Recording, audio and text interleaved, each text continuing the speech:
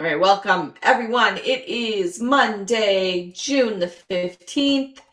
This is Motivational Monday. Today I'm going to talk about 8 things to say to yourself at bedtime. so, uh, Before we get started, make sure you have your water. Water helps your brain learn. It can't learn if it's dehydrated. Even if it's 1% dehydrated, your brain will start to lose cognitive function. So have something to sip on. Check in. How is everybody feeling? Let me know in the chat box. If you're watching the replay in the Facebook group, or maybe you're watching it on YouTube, let me know in the chat box how you are feeling, or in the comment section how you are feeling on a scale of 1 to 10. This is going to come into play today for sure, because I think you guys are going to like what we're learning. So you know what? I was pretty good all day, but I've been in front of the computer all day. So now I'm feeling like a 6 out of 10 because I think I'm going to have a little nap after this. I could feel my energy, which I haven't felt in a long time, hit that afternoon wall. You know, when you go, ooh, and you hit the afternoon wall. So I'm going to give myself a 6 out of 10. Let me know in the chat what you're feeling, or write it down on a piece of paper. Here is my quote for today as you write in your check-ins. Half of wisdom is learning what to unlearn. What do you think of that one? Let me know in the chat box. We've got 8.5s in the chat, 6s. Half of wisdom is learning what to unlearn. So today we're going to talk a little bit about some things to unlearn. Some more 8s in that chat box. So here's my curious question. And you can let me know, or you can think about it for yourself. But what do you think about at night when you're trying to fall asleep? What are the thoughts that you're having at nighttime that are preventing you from falling asleep? So you can either, if you're watching the replay with me, I could write in the chat box, or I encourage you to actually write it down on a piece of paper right now. I want you to be aware of what the thoughts are that you're thinking at nighttime when you're trying to fall asleep. I used to be one of those people that did the to-do list at the end of every day. Here's all the things I didn't get done. Let's roll them over into tomorrow. Here's all the things that need to get done. Checking off that to-do list. I also used to be, or sometimes I am still now, that ruminator, right? You go over a conversation that you had during the day and you go, oh, I should have done it this way. Or you might ruminate on conversations that you had 5 days ago, 5 weeks ago, 5 months ago, 5 years ago, right? But this is not helpful. So what you think about, I know this is a review for most of you, what you think about is literally creating your neural programming. What you're consciously in your conscious mind you're thinking about. And when I say thinking, I also mean ruminating, right? What you're thinking about is creating your neural programming, specifically your neural programming around emotional regulation, emotional resilience, problem solving, your beliefs about the world, your beliefs about others, but most importantly, your beliefs about yourself. Okay, so when we repeat those thoughts, we are neural programming our emotional regulation, essentially. And when we consistently think the same thought, those of you that are members of Club Recreo, we talk a lot about how the brain needs consistent, persistent repetition to learn something new. But what you are unlearning is something that you've been consistently, persistently repeating to yourself as well. Right? I call it CPR for the brain. So when we consistently think the same thought, we're telling our brain to prioritize that thought, and it becomes a circuit. We call it a circuit. We can call it a pathway. We can call it, programming, but it basically becomes a circuit. And here's the thing, when we ruminate on thoughts, that circuit will keep looping until it feels or it is completed. So if you don't tell the circuit to feel completed, or if you don't feel a sense of completion, that ruminating thought will just keep looping. It's a circuit, okay? And whenever you keep thinking about it, you're reinforcing it. That's neural reinforcement. So again, I'm going to ask you again, what do you think about before you go to bed? Is it often the same thought or the same type of thought? Is it the to-do list? Is it that I'm feeling emotions and I want to like relive those emotions? I'm angry because I had this conversation and I should have said no, or I should have said yes, or I missed an opportunity. What are the types of thoughts? Are they anxious thoughts? Are they joyful thoughts? What are the types of thoughts that you're having before you go to bed? And why am I talking about before bed? The thoughts that you have right before you fall asleep are particularly powerful. And that's because our brain waves are slowing down. Our brain is about to go into a place where it is doing a lot of neural processing and neural programming. When we sleep at night, that's when our brain takes our memories and consolidates them, or when it actually creates wiring. Okay? Our brain does a lot of emotional consolidation while we're sleeping too. So what we repeat at night before we go to bed, the last thoughts that we think before our conscious mind gets its time to rest, we're literally telling our brain, can you wire this in, please? Right? While I'm sleeping and you do all this work in the background, can you wire this in? So what we repeat to ourselves at nighttime, it becomes our prioritized wiring. Hi, Shelly. It becomes our prioritized wiring. This is interesting, but I avoid thought by listening to audiobooks to doze out. You can put a 15-minute time on. Yeah. The question is, this might not be the best. I don't know. I think that's a good idea. If you can't stop the ruminating, we have to find ways to disrupt it. So here's the thing. You got me there by asking your question, okay? We can stop the loop with what's called neural level restructuring. And really, that's just a big fancy word. I call it rewiring or reprogramming, right? So we can stop that loop if we can rewire that loop in a different way. But the key thing is, so you got to kind of follow these steps. The first step is you got to identify the pattern. So what did I ask you at the beginning of class today? What do you think before you go to bed? Or what types of thoughts or what kind of thinking are you doing before you go to bed? I asked you that because I want you to identify the pattern that you keep repeating. Once you become aware, you can't unknow it. Right? So part of my job is just kind of poking you to ask you questions and be like, okay, let's figure this out. And then once you become aware, you go, oh yeah, now I know that. I can't unknow it, right? And the other thing is, we want to sit with it for a minute, because not only do we want to become aware, in order for us to let it go, we do need to have some kind of understanding of it. Now, my only caution is, don't get stuck in the ruminating of trying to understand the ruminating. Okay?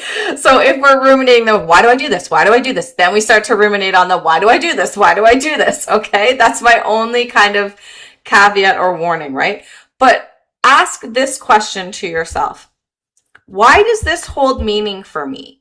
Because it's usually not what the thought is about. So for example, say you're going over a conversation again and again, and you're like, oh, I should have stood up for myself. I should have stood up for myself, right? But the actual meaning that you might be going over that conversation is that that person hurt you. They didn't make you feel valuable or worthy, right? So it's not actually, the meaning actually isn't, I should stand up for myself. The meaning under there is, I got hurt and it hurt and I don't like feeling that way, right? So identify the pattern. Why does it hold meaning for you? If you're a person that does the to-do list every night, and that's you identifying the pattern, why does that hold meaning for you? Do you think that you are only valued if you get everything done? Do you have a perfectionism habit? Do you have, right? So that's what I mean by what's the meaning. And you can usually get the answer to that by asking yourself, why does this hold meaning? I know that sounds like kind of therapy talk a little bit. You can ask yourself, what is this really about? What is this about for me? What is this actually about for me underneath it? Okay. And then you get to do the part where you change the thoughts. And this is where what you say to yourself really matters. So many of you have heard me say this before as well. I talk about this a lot inside Club Recreo in many of our classes, but a lot of the coaching programs out there or group coaching programs out there, or even just general advice on wellness and changing our habit patterns, whether they're emotional patterns, physical patterns, whatever they are, we often skip right to step 3. And we don't do the identifying and we don't do the releasing. So you've heard me say this in a different way before, and I actually have a tiny course that I sell that's called the Reveal, Release, Reprogram method. That's exactly what this is too, right? Reveal the pattern by asking yourself, why does it hold meaning for me? You're doing a form of releasing it because you're understanding it. And then usually when you go, why does that hold meaning for me? You go, is that actually that important in this moment right now? No, but I can heal it, but I don't need to do it right now, right? So reveal, release, reprogram is another way that I say this. Okay. And if you're already members, we do this in the Recreo method too. It's part of the Recreo method, right? Okay. So let's talk about how you can change the thoughts. So I'm going to give you 8 things you can say to yourself before you go to bed. But I just wanted you to remember that we also need to identify the pattern and release and let it go in some way or have a greater understanding first. Okay? Because if we're just going right to these things without understanding, we're just doing that Band-Aid solution. Okay. So quick review kind of on your thoughts are your beliefs. We've talked about, if anybody wants me to redo the limiting belief workshop that I usually do once a year, if you think now's the time, message me, let me know. And I can go back into, maybe I'll do that next Monday. I can go into how the rewiring works, what limiting beliefs actually are, what belief systems actually are. I can go deeper into this stuff. Okay. Yeah. We've got a big yes in the chat box. Okay. So your thoughts are your beliefs. That's kind of putting it down to the simplest kind of building block. The thoughts you have inside your head, they're telling you what your emotional belief patterns are, or your physical belief patterns are, or your relationship belief patterns are. Those first thoughts that come to your head when you're having a quiet moment or that just come up and surprise you, that's your subconscious brain telling you what your wiring is. Okay. So the thoughts that we consistently have give us a window into what our deeper neural programming is, our deeper emotional programming, what it is. But here's the thing. Just because you have those thoughts does not mean that you have to continue to have them or believe that they are true. So let me say that again. Just because you have those thoughts does not mean you need to continue to believe them or continue to believe that they are your truth.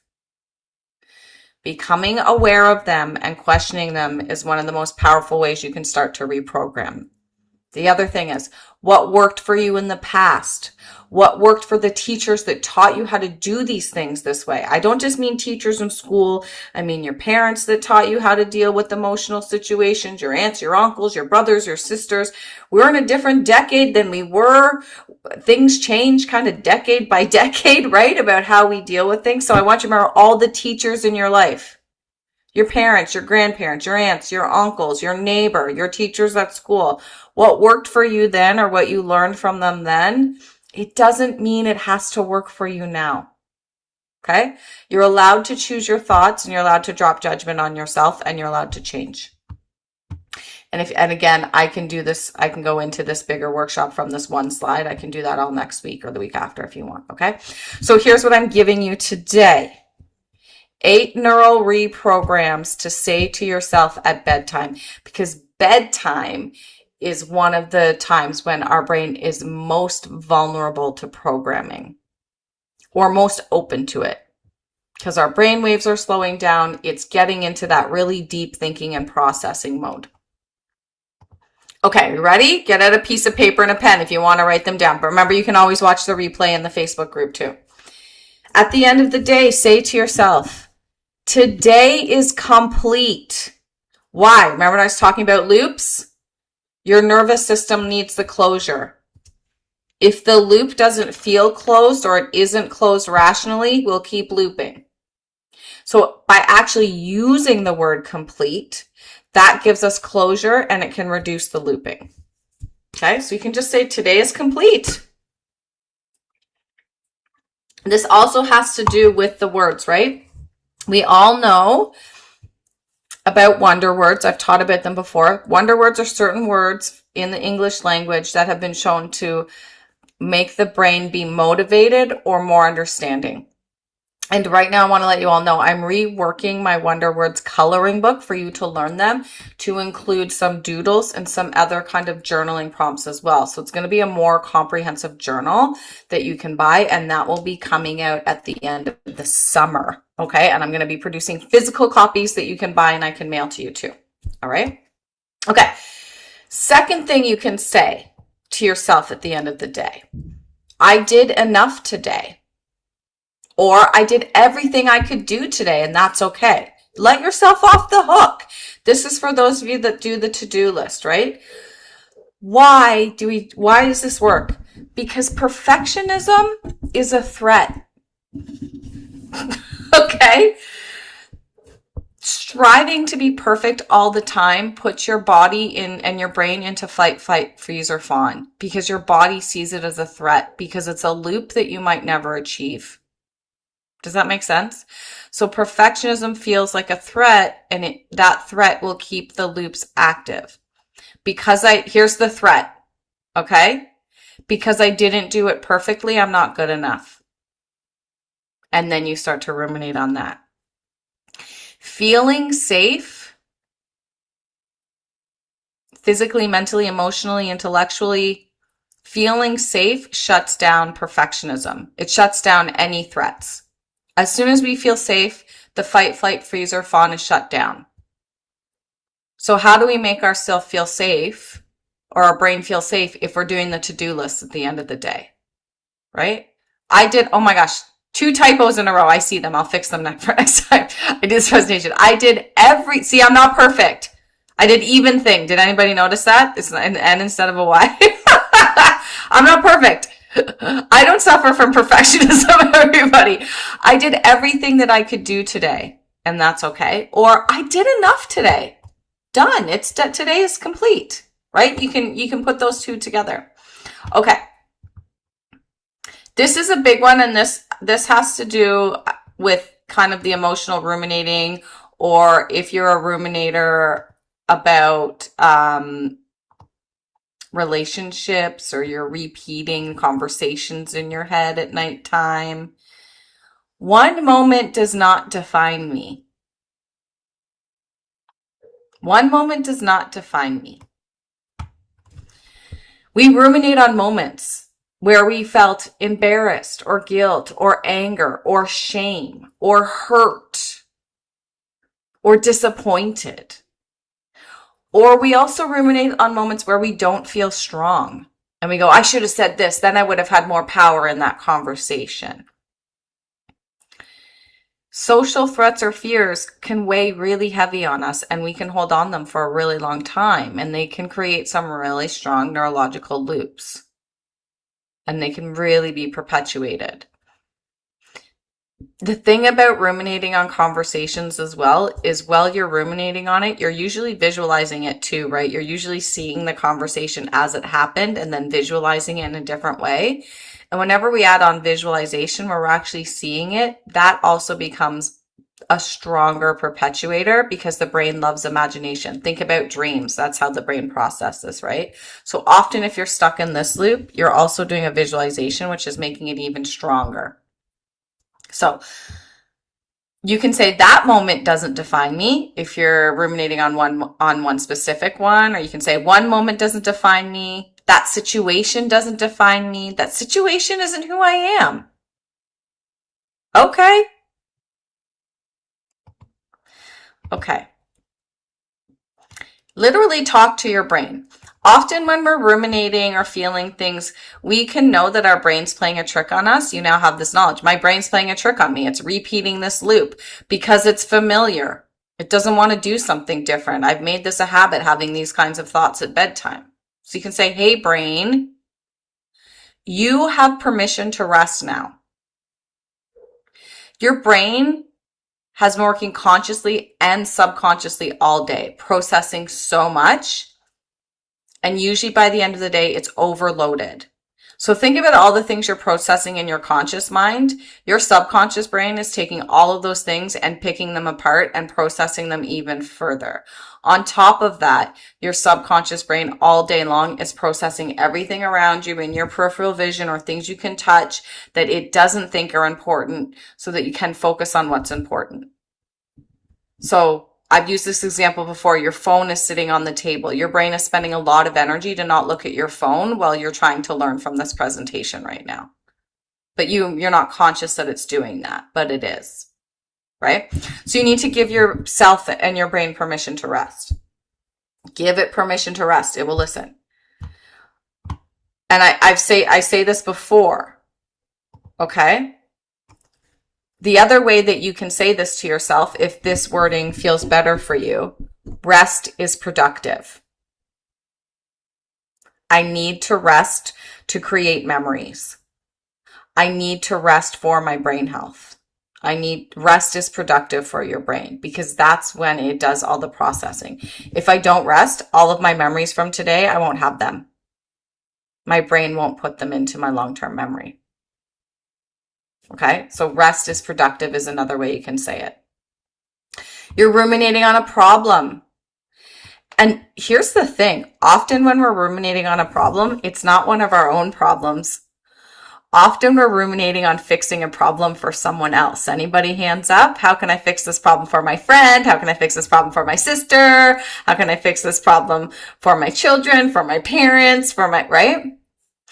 We often, how can I fix this problem at work? So say to yourself, I don't need to solve this problem right now. Why? Because right now you need to rest because rest is productive. So do you see how this one kind of goes along with the one before? I don't need to fix tomorrow because tomorrow hasn't happened yet. Why am I spending all this energy trying to fix tomorrow if it hasn't even happened yet? I don't know what's going to happen tomorrow, right? I don't need to solve this problem right now. That will stop rumination in its tracks. Because again, rumination is not productive. What's productive? Say it with me. Rest is productive. Okay? Rumination is not productive without a resolution. So remember what I said at the beginning, we get into loops and the loop won't stop until there's a completion or resolution. You're not going to get resolution for the problem you're thinking about while you're falling asleep. It's not going to happen. Okay? So I don't need to solve this problem right now. So you can take any of these and kind of combine them into two if you want. I don't need to solve this problem right now. My day is complete.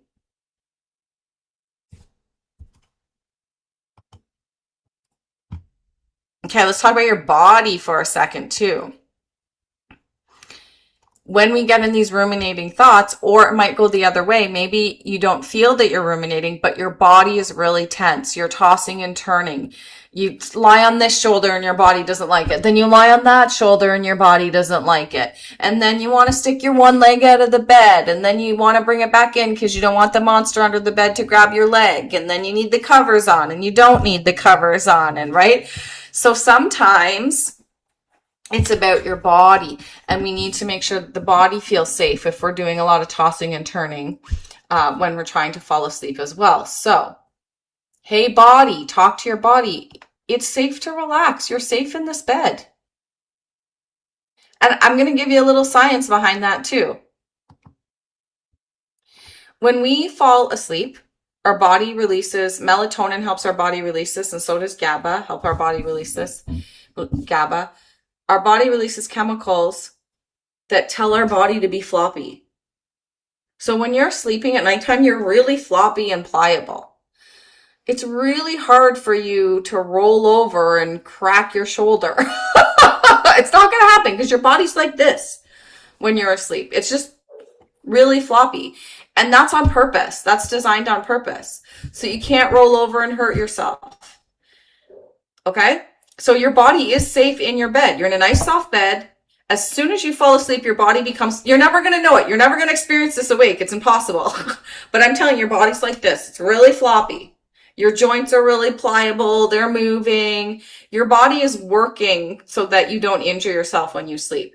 The only way you might injure yourself when you sleep Yeah, Alice says, I'd like to see me floppy. Yeah, you're just like really floppy and malleable. It's awesome. The only thing that like really you're going to injure yourself when you sleep is if your bed's against a wall. Like if you roll over and hit your knee on the wall, you can't prevent that knee from being bruised, right? Remember like dorm rooms in university where the bed when you were a kid might have been up against the wall. I mean, that's going to happen. That might happen, but you're not going to roll over and break a bone or crack a rib. Okay. We're designed to be floppy when we sleep. So on top of that, we now sleep on these big cushy mattresses. Right? So you are so safe. Your body is so safe when you're sleeping. You're not going to injure yourself when you're sleeping. Your body is so safe with a pillow, a mattress, and your floppy body. It sounds weird, but your floppy body. Okay. So you can tell if you like that word, you can tell yourself that too. Like, okay, body, you're safe because you're about to be floppy and you're safe in this bed and you are physically not going to be injured. Okay. In fact, sleep heals, right? So not only are you not going to injure yourself in your sleep, you're going to heal the injuries that you do have. Okay. So we need to feel safe physically and mentally in order to fall asleep, in order to shut down our fight, flight, freeze, or fawn reactions, right? And when we do that, when our body can do that, it can also shut down our hypervigilance that's happening in our brain with the ruminating. So start with the body first if you're having a difficult time shutting the mind down, right? They're both connected. Other ways that, you can get your body floppy at nighttime, you can do a body scan, squeeze the muscles, release them from the top of your head all the way down to your toes. And then you go, okay, I just released every muscle in my body. I'm on my way to becoming floppy. Okay. All right. I think this might be the last one. I am allowed to grow without urgency. What do I mean by that? The thoughts that you're having right before you go to bed, they feel urgent for you, right? Whether it's the perfectionism thought or the to-do list or the ruminating and reliving an embarrassing moment or a moment that made you angry, right? It feels urgent, but it's not. It's not urgent. And you can say that. And whenever we feel urgency, our fight, flight, freeze, or fawn is turned on. You need to step back and say to yourself, this is not urgent, right? And so, for example, this is a way of telling yourself it's not urgent. This is another way of telling yourself it's not urgent, right? I don't need to solve this problem right now. It's not urgent. I don't need to solve it right now. But if your brain is still not getting it, just be really frank with yourself. This isn't urgent in this moment right now. This isn't urgent. The world isn't going to end and I'm not going to die if I don't fix this problem, this thing that I'm thinking about right now. So if you need to be firm with yourself, these are the words you use, right? I'm allowed to grow without urgency. I don't need things to be urgent for me to get them done. And I don't need to get them done right now. I'm allowed to take my time. So this isn't urgent. This isn't an emergency is another way that you can say it, right? So I want to remind you that our neuroplasticity, our loops, our wiring, our pathways, whatever you want to call it, isn't actually built through urgency. It's not built through panic and urgency, our neural programming. It's built through consistent, persistent repetition, and there's a difference. Okay? Panic and urgency is different than consistent, persistent repetition. We're choosing consistent, persistent repetition when we're creating healthy habits. You're choosing it. Often panic and urgency, you're not choosing it. Somebody else is choosing it for you, or a threat or a fear is choosing it for you. So this ties into this one. So if you say to yourself, this isn't urgent, I want you to remind yourself, the life I want is being built with small and slow steps and solutions. The next step for today is sleep. Okay? The life I want it does not, you could reword this in a way that makes sense with you. You could say, right, the life that I'm building is being built with small and slow steps or small and slow solutions. And the next step for today is sleep. Nothing else is urgent. Sleep is productive. When we talk to ourselves in this way, again, we are programming. So I would encourage you, if any of these really stuck out for you, how many did I give you? One, yeah, this is great. Valia says, you could also say it's not my emergency. It's not my emergency. That's a good one. I like that one too. But talking to ourselves is really powerful, because if we don't talk back to that inner voice, it's just going to take over. So talking to ourselves is really powerful. Writing to ourselves is powerful too. But again, here's my caveat. When we're talking to ourselves at nighttime, we don't want to ruminate on the rumination. We don't want to perpetuate the rumination. So we need to have some clear, concise statements that the brain will understand to say to ourselves. So that's what I've given you today, right? Some clear, concise statements that the brain will understand to say to ourselves. Because the first thing we need to do is we need to disrupt the pattern. Then we identify it. Then we ask, then we understand it, and then we change it. Reveal, release, reprogram is how I say it. Okay? So here's I'll go through. I know some of you came on a little bit later, so give me a second. I'm going to go through them one more time really quickly in case you want to write them down, because I'm going to ask you for checkout which one maybe is your favorite. And you can let me know in the chat box. Okay, so here they are. I said it was 8, but I didn't actually count. So let's see how many I gave you. Okay. Today is complete. I did enough today, or I did everything that I could do today, and that's okay. This moment, that moment that I'm ruminating on, that doesn't define me. That moment I'm ruminating on, that's not who I am. And I know that. I know that's not who I am. So I got to let it go. Hey, brain, you have permission to rest. Give yourself permission. I don't need to solve this problem right now.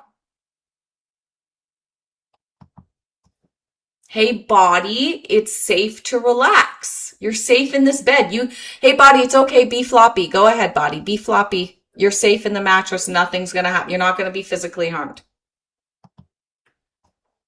I'm allowed to grow without urgency. This isn't urgent. And we had the suggestion in the chat box. This isn't my emergency. So I gave you 9. I think I counted 9. The life I want to build, or the life I'm building right now, I'm using small and slow steps. And hey, body and brain, guess what the next step is? It's sleep. So I'm going to go to sleep now. Sleep is productive. So I want to remind you, change happens at the neural level, not through force. Let me say that again. Change happens at a neural level, not through force. So urgency is trying to force things. Often when we use Band-Aid solutions, we're trying to force the change. Change happens with consistent, persistent repetition and small and slow solutions or small and slow steps. It takes time. We can't force it, but we have to be consistent, persistent, and repetitive for the change to happen. I also want to remind you that you have to have a plan. You have to have support, right? That's why I'm talking about reveal, release, reprogram, or the Recreo method, right? With the Recreo method inside our club, or if you work with me one-on-one, I go through these steps with you, right? Let's regulate your emotional system first so we can think clearly. That's the R in Recreo. Okay, let's evaluate. Let's clear it out. Let's evaluate. Let's identify it. Then let's clear it out. Then let's release it. All right. So there's a lot that happens in that Recreo method. Reveal, release, reprogram is just the first 3 steps.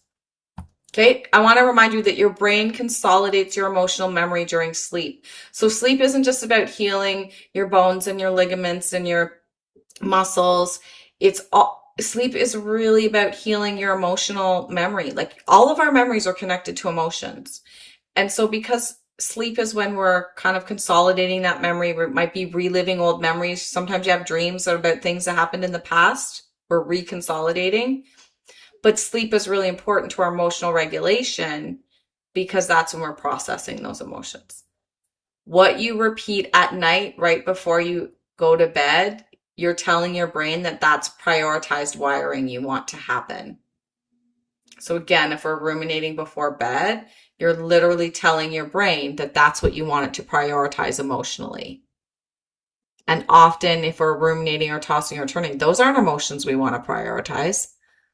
I don't want to prioritize feeling urgency or stress or shame. I want to prioritize feeling joy, feeling free, feeling healthy, feeling strong. Okay. And this is the other thing. This is the opposite of positive thinking. I'm using my quotation marks here, right? You've heard me talk about toxic positivity before. So some advice that you might have heard or seen on social media or tried in the past is just say positive thoughts to yourself before you fall to bed, fall asleep, right? Or the affirmations, I am happy, I am happy, I am happy. We now know that doesn't work. Your brain fights back. And that's why, again, identify, understand, and then reprogram. Okay? Identify, understand, and then I'm saying this in many different ways so that you can, whatever your brain on the call or watching, remember. So either you remember identify, understand, reprogram. Maybe you remember reveal, release, reprogram. Maybe you'll just remember Recreo, the name of my company, and the Recreo method. Okay. But I want you to remember that when we just go straight to the, that makes sense, Victoria. I'm just going to change all my thoughts at bedtime to positive thoughts. It doesn't work that way. So what I'm talking to you right now isn't about positive thinking. It's about neural reinforcement. That's what we're learning right now. Okay. Neural reinforcement. Yeah, this is, sure. Velia says sleep itself is a solution. That's right. It is. Sleep is a solution because you know what? Trust yourself. When you go to sleep, your subconscious brain is super smart. It'll find solutions for you, but you have to get out of your own way. Let it get out of your own way. Trust yourself because your subconscious brain's going to do a bunch of problem solving for you in the background, and you might wake up with a solution. But if you don't have that sleep, it's not going to happen. You know how some people say, or a lot of people, who was it that had all their best ideas in the bathtub? Was that Einstein? Like the bathtub, the shower, when you wake up first thing in the morning, right? Trust yourself. Trust you've got a lot going on back there. A lot of good stuff going on back there. Okay. So I think I forgot to do my checkout page. Okay. Check out which one really hit you today. Which one made sense to you? That's what I'm curious about. Let me know in the chat box and let me know how you're feeling. But which one are you like, yeah, I'm going to try that. So here's my challenge for you. Try it for the next 7 days and see what happens. So choose one or choose two. If for you, it's my day is complete. That was the first one. I challenge you to try saying that to yourself at the end of the day for the next 7 days and see what happens. And for those of you watching that aren't part of Club Recreo or have never done one-on-one work with me. If you are a member, members get 40% off. Sorry, members get 50% off of one-on-one coaching with me. So I have membership pricing for one-on-one coaching or non-member pricing. But if you want personalized support, rewiring the exact patterns that are keeping you stuck, pop me an email. I'll let you know what I do in one-on-one. And what I do with the Recreo method that I've coined. Or you can just join Club Recreo 2 for $47 a month, or you can pay for a year up front. And we go through all this in our group coaching. All of our classes are like group coaching, and we have tons of different types of classes. Okay. So what did we learn what do we got in our checkout today? The ones people really liked. I'm going to reduce the amount of minutes I listen to my audiobook. Okay. We've got, today is done. That's like saying, yeah, you can change it so that the words make sense to you. If you don't like that word, like today is done. The only one I would caution you not using, you want it to be a word that gives you completion. So I like today is done, but you know what I don't like? Today is over. Does that make sense? It needs to be a word that for you signals completion or resolution. So I like today is done. A lot of people are using the today is done. A lot of people are saying today is complete. And then today, oh, I like these two together. Today is complete and the next step is sleep. I like that. Yeah. Okay. So you can kind of pick and choose from these 9, 1 or 2 put together if they make sense. Perfectionism is a threat. Yes. That's a big aha moment to realize that perfectionism, your body and your brain see that as a threat, right? Okay, if you're watching the replay inside the Facebook group or on YouTube, put a comment in the chat. I'm always curious. Let me know which one stuck out for you or how you're feeling on a scale of 1 to 10, or if there's something that you want to learn about. And you can always email me. Here, I'll put my email up again, everybody. Just email me if there's a topic that you want to learn about. Right here, victoria@myrecreo.health. Email me if there's a topic that came up for you, or if I've mentioned something that you want to learn about, let me know. And I will make sure it happens on Motivational Monday. So I heard quite a few yeses about the limiting belief workshop, which is really about the neural programming of our belief system. So I'll either do that next week or the week after. Okay, if you're watching the replay, thank you so much for watching. I look forward to seeing your comments.